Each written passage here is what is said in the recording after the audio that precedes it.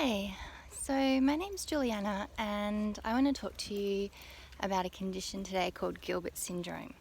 Now this is something that I do have myself and I've been aware of it for about just over 10 years and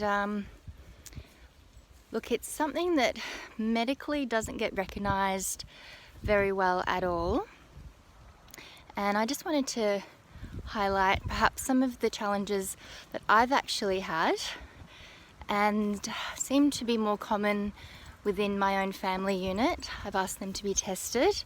None of them have gone ahead and done that, but they have a lot of the signs and the symptoms. So signs being medically factual things that you can measure, and symptoms are things that you feel that are happening within your own body or feeling within your own body. So just to give you some clarity, I am a therapist and I am in the wellness industry and the counselling industries, and I would like to just give my point of view today on how this all goes down for someone with Gilbert's.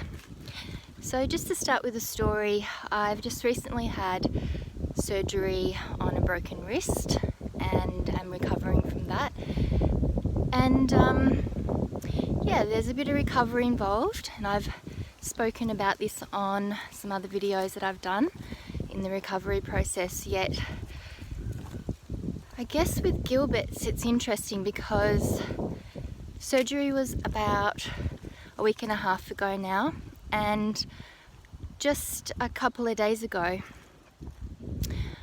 it was a busy day and I started back at work that day just with one client of mine who's very keen to come back as soon as I'm possibly able.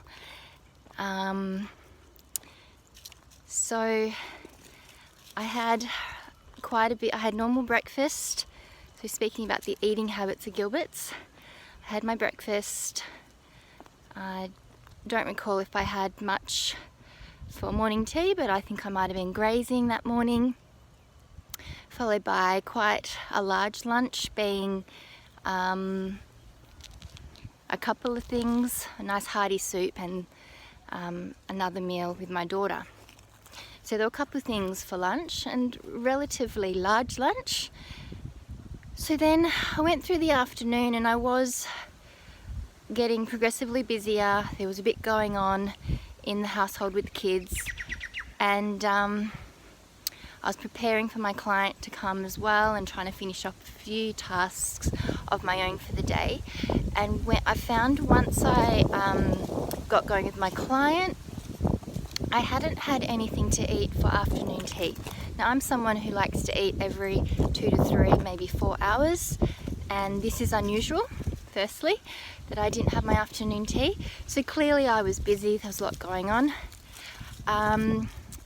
The family had to go out to do some sports activities, so I was at home after I finished work, and so I started work at 5, and after I finished that client at 6, that's our dinner time. So we can eat dinner anywhere from 5 to 6:30.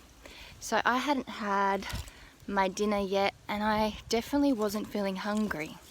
So I guess these are the flags in our body that say, hey, you need to stop and eat some food now. That flag didn't happen for afternoon tea and it didn't happen for dinner. When the family got home at 7, I asked whether the girls had been fed. Yes, they were, and hubby, he hadn't eaten yet, so he started preparing his food. And there was a moment where I just went, oh, am I hungry? And the answer was no. Now, this is the thing with Gilbert's. You can tune out from your body, so much so that you don't feel hungry and you don't feel thirsty. And I guess it's almost like you're running on adrenaline. For whatever reason, this starts to happen. So I got to 7, and as he was making his dinner, I wasn't hungry. So I figured, oh, I must have had my dinner because I'm not hungry, which is a normal, that feeling of being satiated when you've eaten food and you feel full. I thought I felt that in my body initially, but then I realized that I hadn't had my dinner. At that stage, I hadn't realized that Afternoon tea was also skipped, but yeah, I hadn't had my dinner, so that was the bigger deal. And that dawned on me a few minutes after I questioned whether I was hungry or not, and thought, oh, I actually haven't had my dinner, so how could I not be hungry, basically. Now, what's really going on here in the body is these are called episodes or flare-ups with Gilbert's, and because I haven't had a flare-up in quite some time, so it's probably been 2 or 3 months since I had my last one, I reckon. I guess I wasn't looking for this to happen, particularly in my surgery recovery, when I thought my hunger would be coming up and I would be renormalizing to what I'm used to. So basically, once I got my dinner ready that night, it was just a quick toasted sandwich, and it took me something like an hour before I actually sat down and ate that, because I realized I wasn't feeling hungry, but I did need to eat. And this is the funny part. When I sat down to eat it, and I sort of said, I need to stop, I need to sit down and eat to the family, though by this time the girls were waiting for me to put them to bed, my body was very hungry, but it took a lot of effort to actually sit and eat the food. Now there's a few things going on here. So firstly, I've got 3 cues that I watch with my Gilberts. The first one is if I'm skipping meals. That's the first sign I get. So the flare-up and the episode of Gilbert's, which is a digestive issue. It's where you have an elevated blooperum levels in your body. So I find this plays a little bit of havoc with my digestion on a good day, and when it flares it can be quite uncomfortable, and to be honest, blindsiding, especially when these sorts of instances happen where you're not even aware that you've missed a meal, say. And you could go all day and not realise you haven't eaten yet. I mean, I'm big on breakfast, so I tend to get that in, or something in for breakfast. The second thing that I start to lose is sleep. So I'll start going to bed later, I'll feel tired, like really tired, and then suddenly something will catch my attention, I'll get distracted.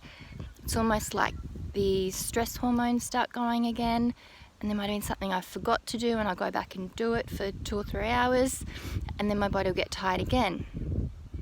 And the same cycle can keep happening 2 or 3 times. So before you know it, it's midnight, it's after midnight, it's morning, nearly morning time, nearly time to get up out of bed. So this can happen as well with Gilbert's. So there's the food, there's the sleep. And I guess the last cycle for me, the one that really is really disturbing on our systems, is when we start to just be in that stress cycle, that adrenaline, and not realise, and not feeling hungry, not getting enough sleep, and not realising we're in that stress cycle. And stress cycles are exactly that, they're a cycle. And to break those cycles, we do need to do things differently. We do need to stop those cycles somehow. I'm not going to go into those, but yeah, just to recognise particularly that Gilbert's is really something that's not spoken about enough, and it is a digestive issue. So if you're finding there are issues in those areas, please do get assessed for it.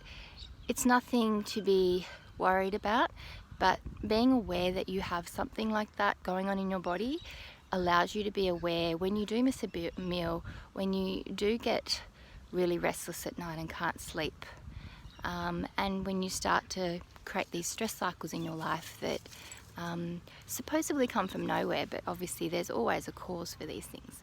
So just putting it out there that we need to keep the conversation open. Minor, major medical issues are still medical issues that need to have awareness and do still need to be spoken about. So all the best out there. Bye for now.